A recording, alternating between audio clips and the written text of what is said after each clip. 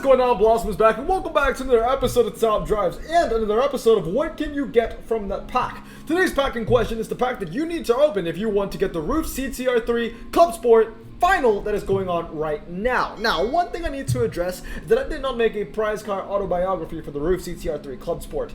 That is true. I did not.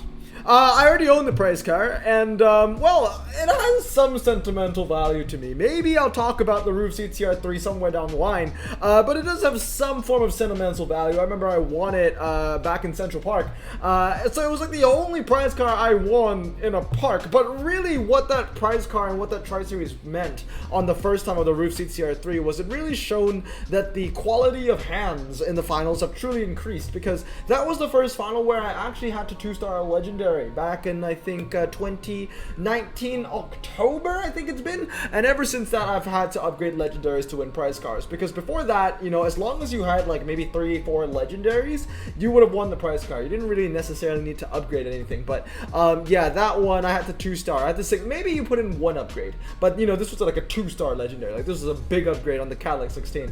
But anyway, today's pack in question is going to be the 1988 to 1991 convertible and roadster final. No, what is it? No roadsters allowed, sorry. This is the convertible and coupe.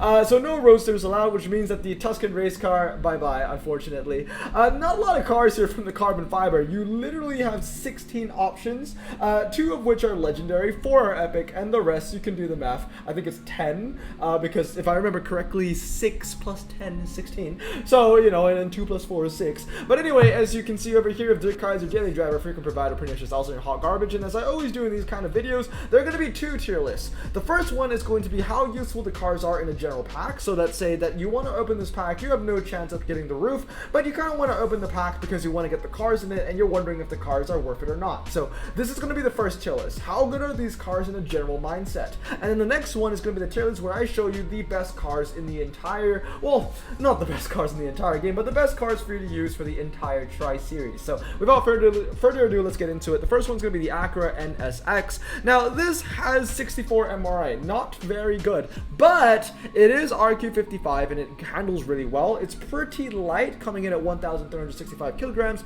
and it has a decent top speed. Doesn't really mean anything with 64 MRI, but the 0 to 60 is decent as well. The main thing about the Acura NSX is that it is a car that handles, and it is pretty cheap in RQ. Basically, in my opinion, a discount version of the Dodge Circuit EV. But it's still not a bad car, and I would probably put it under Daily Driver.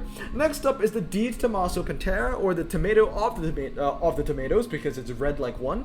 It has medium ground clearance for now, 5.40 to 60, and 82 handling. It also is, I would say, borderline getting on the heavier side, because it is closing in on 1.5 tons at 1,460 kilograms, and it has 71 MRA, which is mid-range acceleration, which is how fast your car accelerates from 60 to 100.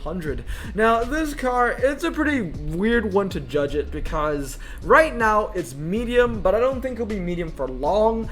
This really should be, in my opinion, a low ground clearance car. If anybody knows the exact, you know, millimeter height of the ground clearance of the Pantera GT5, let me know down in the comments below, but I'm pretty sure it is below 137. That being said, though, we are going to judge it as it is right now. It does have medium ground clearance. It can go over 90 handling, so, and it has 71 MRA. I'll put it on the frequent provider for now, but I wouldn't be surprised if it gets nerfed and the ground clearance gets cut. Next is the Di Tommaso Pantera SI. Once again, one of the better cars from this pack. You're getting good handling, 84. It is quite heavy once again though, 1,480, so really close to 1.5 tons, 5.40 to 60, but the MRA is slightly better than the Acura NSX. It has 72 MRA compared to the NSX 64. Not amazing, these cars are definitely not dragsters, but at least they do handle well. I'll put this in Daily Driver as well. Once again, 54 RQ, I believe 55 RQ is a pretty good bargain, I would say. Pretty good all-rounders these 2 cars are. One just handles better, one has better MRI. At the end of the day, I would probably choose the NSX, and that's why I think it's a slightly better Daily Driver compared to the Di Tommaso Pantera, which used to be 54 back in the day. Next up is the Dodge Stealth RT Twin Turbo, 66 MRI, very heavy car, coming in at 1,722 kilograms, 80 handling stock with 4 4-wheel drive and low ground clearance, so it's one of those cars where it's a very niche. It's in that niche category with the Roof RS 200, for example, 4-wheel drive and low ground clearance. But the 0 to 60 is low, I will admit. 4.9 0 to 60 is quite strong for an RQ59 car with 4-wheel drive, but the MRA is very, very weak. At most, I would put it under freaking provider. There are times where I will use it, but not that often. I will give it extra brownie points though for that beautiful picture. Next up is the Honda NSX. Now, unlike the Acura NSX, this has slightly better MRA, so it has 69 MRA, nice, compared to the Acura NSX's 64. It handles a little less though, 84 compared to the NSX's 85. They have the same 0 to 60. They both lack traction control, but they both have ABS. And really, the only reason why the Honda NSX is a higher RQ car compared to the Acura NSX is because it has better MRA, 5 better MRA. And I don't think that's much of an offset for the one worse handling. I think that they should be the same RQ at the end of the day, but you can get value out of both of them, the NSX and you know what though? I am going to bring the Honda NSX down. I know you might be thinking, oh, that's pretty hard. There's only one RQ more and it handles a bit less, but it has better MRA. But the thing is, the Honda NSX is one of those OG cars where it doesn't really have a lot of tags it can fit into. At least the Acura NSX has American Frontier, but Honda NSX, pretty tough one. I'm gonna bring it down, honestly. It doesn't have those special tags. It doesn't have that little, you know, X factor that the Acura NSX brings to the table. Next up is the Maserati Shamal, 67 MRA, no handling, no 0 to 60, whatever, man, it's hot garbage. Next up is the Mazda Cosmo. The Mazda Cosmo is a little bit of a disappointment, I would say. It has medium ground clearance, yes, it handles well, 89, yes. But the main thing is, and it has thinner tires, but the problem here is, the RQ is really high. 63 RQ is really high. At that point, you are competing with cars like the Legacy BW, and if you're not competing to the Legacy BW, maybe even the Evo 4 is a better car. So let's say that we took away rear wheel drive. I mean, we took away, we took away 4-wheel drive, and it's just a rear wheel drive standard tire event. Then how good is the Mazda then? Well, still, it wouldn't be my first choice. I would choose the Infiniti G37, which is also Japanese, over the Mazda Cosmo, and I would also use the Caterham over the Mazda Cosmo. Now, the Mazda Cosmo is medium ground clearance compared to the last two cars I said, so it has some niches to it, but like you said, not like you said, like I said, you know, if it takes a lot of variables to fall into the right place for the car to be useful, I can't judge it too high. So I recognize the great handling and I recognize the combination of standard tires and medium ground clearance, but at the best I can give it is frequent provider. Next up is the Nissan Skyline GTI R32. I love this car. It's my favorite generation of Skyline, but let's be honest, the MRA cut that it received is detrimental to the car. I would say in the past it would be a daily driver. It was a Japanese dragster by right. I even have one drag spec, but with the MRA cut, you know, bringing it down to 66.56, it just makes it a dime a dozen. Like, this car it just became a dime a dozen kind of car, because although it got a 0 to 60 boost, I believe, and even a handling boost, the fact of the matter is it's still a dime of a dozen car. Every Japanese car is 4-wheel drive. Every Japanese car handles pretty well. Every Japanese car has a bang average 0 to 60, if not it's worse. So, you know, it's become very basic, and because of that, it is an average basic car, and it deserves an average basic tier. In the past, when it was a dragster, when it had that standout MRA, it made it special because not a lot of Japanese cars were dragsters, and that's why the Mazda BBR and the Suzuki Panda are so amazing. Alright, next up is the Porsche 911 Carrera Targa, a 72.08 MRA, lightweight car, but it's a pernicious ulcer at best. I won't spend too much time talking about that, and I'm definitely not spending time talking about the 911 Carrera 4. That is definitely hot garbage. Really, really sad. 65 MRA, which is actually worse than the Stealth.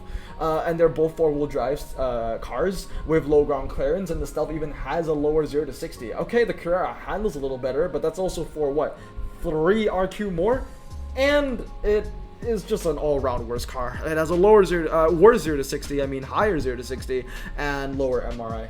Alright, now we move on to the epics. I'm not going to spend too much time with this. The 911, the Countach, and the Diablo all fall under hot garbage. I feel like some people might disagree with the Diablo choice over here, because, blast time, it's got a high top speed, 82 MRA, blah, blah, blah, blah, blah, blah, blah. Shut up, okay? It's a Diablo's piece of crap, and the handling is crap. The 0 to 60 is just the MRA just isn't good enough. Like 82 MRA for 70. If you want to be a dragster, you gotta be better than that. I mean, you got the top speed though. To be fair, this strictly is the Diablo testable car, and not a good one at that. It will lose by 50, but you know, at least it'll hit relatively high top speeds. But yeah, 70 MRA and what is it? No, so 70 RQ, 82 handling. Diablo ain't good enough. But the Roof RCT though, also 70 MRA and it has 93 MRA. There you go, 11 more MRA. Also, it's got a banger high top speed. 0 to 60 is weak though, but it handles a little better. I would say that the Roof RCT is all around just a better car over the Diablo. Better MRA. You know, it is a dragster. It even handles a little better, which is a little irrelevant if you want a 332 the RCT. Pernicious ulcer. Maybe some people might say frequent provider, but at the end of the day, there are better roofs out there to use as well. Very niche category. It is a 90s car, but the best I'm going to give it is Pernicious Ulcer. And then last but not least, we have the two legendaries. Now, these two legendaries kind of save the pack because both of them have over 100 MRA. The Jaguar XJR15, 104, and the Peugeot Oxia at 112. Both of these cars in my books are going to go to the Kaiser. But overall, as you can see, it's a pretty crappy pack, but I will give the pack verdict at the end of the video because now I'm going to move on to how useful these cars are in the Tri-Series final. Alright, so pretty pedestrian stuff. I would say this is a final where, oh, the best car is the best car. I think the best possible hand, if you didn't have any duplicates, would be the Oxia, the Jag, the Diablo, the RCT, and the Roof 911 Turbo. That's it. Now, why the 911 Turbo over the Countach? The thing is, the Countach is a bit of a dragster. It's got the MRI. It's got better MRI, at least 94 MRI, but it doesn't really handle. But at the end of the day, I think the maximum amount of drags that you get in this Tri-Series final is going to be 3, and you want to use the 3 drag conditions on either your Oxia, Diablo, and RCT, or maybe the Oxia, the Jaguar, and the Diablo, or maybe the Oxia, Jaguar, and the RCT. Well, like what I'm saying though, the Diablo should be your testable car in this final because it's really only there to lose by 50. And you're also using the Diablo on the testable. I was talking to Birdie about this because I have to look at the perspectives of other players when it comes to this one because I've already owned the Roof CTR3 Club Sport, so I'm actually not in this final, so I don't have a first-hand experience per se. So I had to do a bit more research on this. But what it seems to be the play is that to put the Diablo on the testable to only lose by 50, and when you put the Diablo on the testable, it means that you can use your Oxia on the 1 mile or the half mile or the Tokyo drag or whatever the other drags were, because you would win by more points with the Oxia on that track set than if you were to put the Oxia against. Well, okay, let me give you this comparison, right? Oxia will probably be the Diablo in the testable by about 50, maybe slightly more than 50, just a little bit more. But the Oxia will be the Diablo on a Tokyo drag or a half mile by like close to 100, maybe even more than 100. So you're just getting more points from those straights over the testable. So that's why I put the Diablo in the testable and the Oxia in the drags, if that makes sense. But yeah, if you had a bunch of unique cars, no duplicates, the best would be these 5. The 911 Turbo is going to be the best twisty car. I can't believe I'm saying that a 65 IQ is the best twisty car. Because the main thing is you want to use the legendaries on the fast stuff as well. So the Porsche 911 Turbo is basically there just to beat the epics. I mean, to beat the ultra rares. So if anyone is running a Honda NSX or an Acura NSX, then you know, there you go. I'm actually going to switch these 2 up as well. But yeah, and then why the 911 Targa is here is because I think the best possible hand, as I saw from my research, is I think a lot of people are running 2 Peugeot Oxias, 1 Jaguar, 1 Roof RCT, and then they only had enough RQ left to use the Porsche 911 Carrera 2 Targa. So that would be like the ultimate hand, like I would say, like if you had like these 2 legendaries, 2 of the Oxias, an RCT, and then 911 Carrera. I think this would be pretty good. That way I feel like I wouldn't feel too bad and too guilty about upgrading anything as well, because maxing an epic Lamborghini is the last thing I want to do in top drives. I'd rather max every single Peugeot epic before I max every single Lamborghini epic, and that's saying something, you know what I mean? So, and you also get to bypass the 65 911 Turbo if you have this option. So yeah, I think the best one would be 2 Peugeot Oxias, a Jag, RCT, and a Carrera. But if you only had, you know, unique cars, then this would be the 5. Possible prize car winning will go down to the Countach and the Acura NSX. Somewhat reliable might go to the Pantera and the Honda NSX. Let's say that you have these 4 cars already, you can maybe substitute the 911 for the NSX, and I think you'd still be winning the prize car at the end of the day. Especially if you're in the EU brackets, I think you'll be fine. But I'll move this back down as well. And then last but not least, we have Nada. I know usually I would say like go see your doctor, but I feel like that is too critical and too rude for this situation. I don't think any car here deserves to be in a go see your doctor tag, because I can see hands winning this prize car with these ultra rares over here. As long as you have like 2 Oxias or maybe 3 of the legendaries, you can bring the Pantera or the Stealth or the Shamal along for the ride, I guess, for the Bants. Once again, this is a very small final. There are only 16 cards that you can get here. Not to mention, this is also a rerun, so you know it's gonna be a little easier, I would say. But at the end of the day, if you had to ask me, the best possible hand would be consisting of the cards that you see on the top over here. But anyway, guys, that's gonna be it. In my opinion, is the pack worth it to open or not? The legendaries, although they are really good, you are getting basically disappointment from the epics, 100% disappointment from the epics, and I would probably say 100 disappointment from the ultra rares as well. There are some semi-decent ultra rares over here, I would say, but they're nowhere close to any Blossom Choice rated ultra rares. So if anything, this is a pack that is much like a lot of the other packs we've seen this year. Crap. But anyway, guys, hope you guys have a great day. Should you open the pack? Absolutely not, unless you want to get the price card, or if you're like Cannon and you really want to get the Peugeot Oxia, but Cannon already has the Peugeot Oxia, so it doesn't need to open this anymore. Or if you're a Jaguar collector and you're missing a Jaguar XJ15. But anyway, hope you guys have a great day. I'm going to stay safe, wash your hands, and blossom out. Peace. Bro, this song just makes me so happy. Me too. Imagine being Asian in the 50s, looking nifty, leather jacket, looking sleek, look like Presley, look so deadly. Got a jukebox back at home, feeling jazzy, turn it on and play it slow, like the movies with the ladies. They so fine. Imagine being Asian in the 50s, looking nifty, leather jacket, looking sleek, look like Presley, look so deadly. Got a jukebox back at home, feeling jazzy, turn it on and play it slow, like the movies with the ladies. They so fine. Sit back, relax in my Bonneville Pontiac. Hold tight all night, cruise to Jacksonville Atlantic. Blonde hair, don't care, look like Leslie Brooks. Pin up girls everywhere with the drop dead look. Swing it side to side as we slow dance to the night. When I'll hold your perfect hand and take you out just for a ride. We'll share milkshakes at the diner and rebel at every hour. We can watch a drive-in movie, then have romance in the shower. Sleek my hair, light a lucky cig, lucky strike. Have a bowl at